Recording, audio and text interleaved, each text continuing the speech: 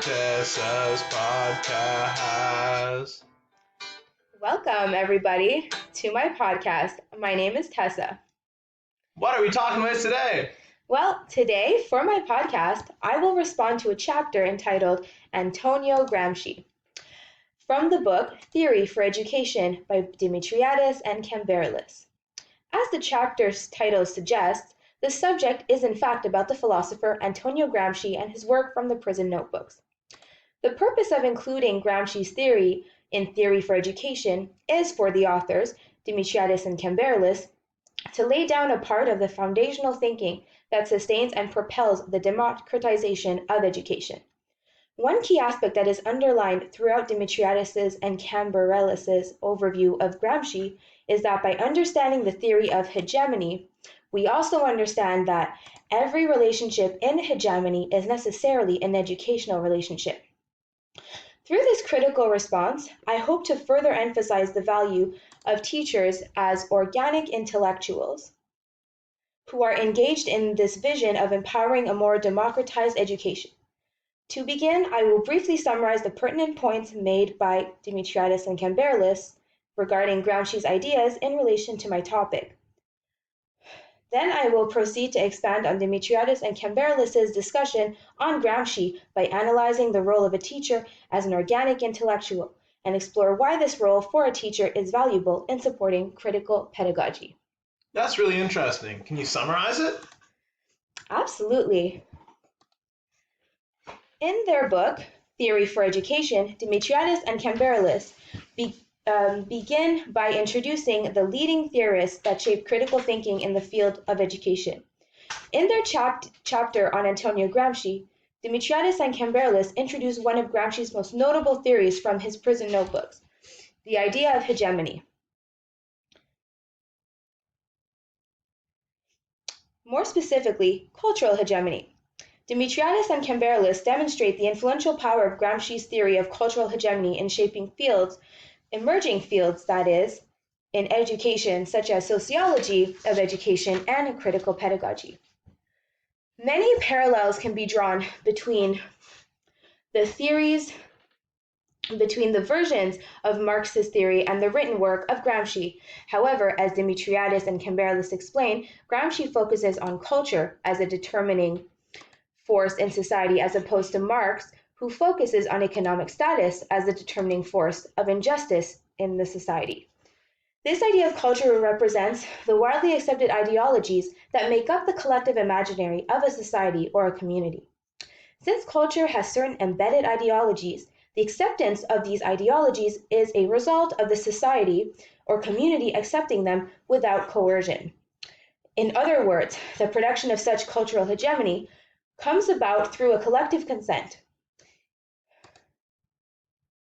It is also described, however, as a somewhat unexplainable feeling that someone should be doing certain things to maintain a certain status quo. Culture and hegemony are related through a struggle between individuals, which happens in the realm of a civil society, which is comprised of all non-coercive public sites.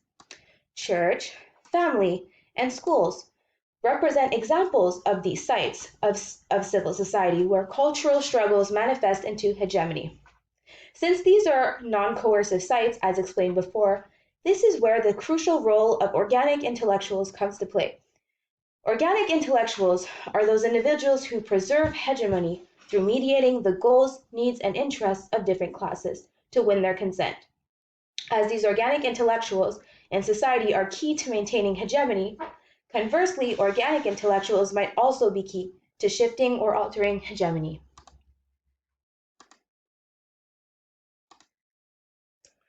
Can you analyze that for us? I sure can. To expand on Dimitriadis and Camberelis' discussion of one of Gramsci's core theories, I will now discuss how the theory of cultural hegemony relates to education today and its importance to teachers who promote a more democratized ways of thinking in their classrooms. Here, I would like to position teachers as organic intellectuals and argue that by embodying this role, they promote individual thought by creating counter-hegemonies. In a scholarly article by Manojin K.P. of 2019 entitled Capturing the Gramscian Project in Critical Pedagogy Towards a Philosophy of Praxis in Education, it became apparent that teachers as organic intellectuals can foster this form of individual critical thought in formation of a counter-hegemony through critical pedagogy. Understanding the concept of hegemony through Dimitriadis and Cambarelis's chapter on Gramsci acclimatizes a pre-service teacher to the idea of ideology and the importance of not fostering seemingly logical, in quotation, knowledge, which may be upholding social control, which in turn is somewhat anti-democratic.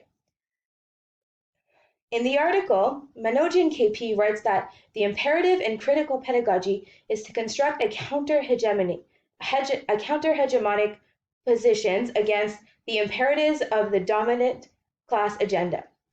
This means that by teachers acting as organic intellectuals, it is possible to foster individual thinking and push back against the agenda of elites maintained through hegemony by engaging in critical pedagogy in the classroom. The importance can be seen through the life of Gramsci himself, which exemplifies the importance of not silencing individual hegemonic thought. Being alive in a political climate dictated by fascist ideology, Antonio Francesco Gramsci was compelled to reflect and theorize on how such social control is made possible. At the time, the pervasive fascist doctrine in Italy was heavily based on Italian nationalism, a rising socio-political belief that all Italian citizens share a single national homogeneous identity. Thus, the nationalist movement sought to advocate a unified culture amongst Italians.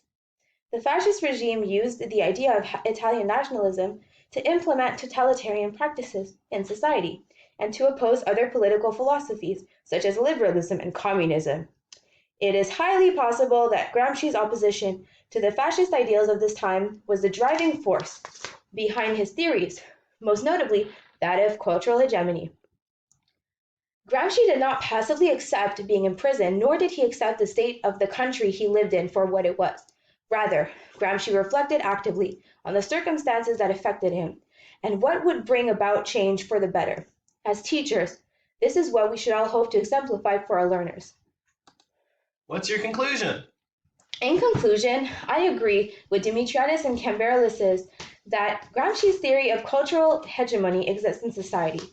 I also agree with Dimitriadis and Cambarelis and Manojin that understanding this theory has significant value in the field of critical pedagogy, in that it is a key theory to become familiar with as a pre-service teacher or as a teacher of quality in general. That's all for today.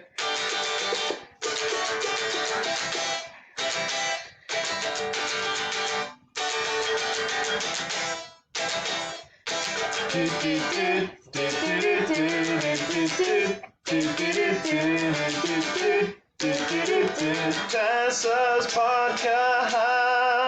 Thank you for listening.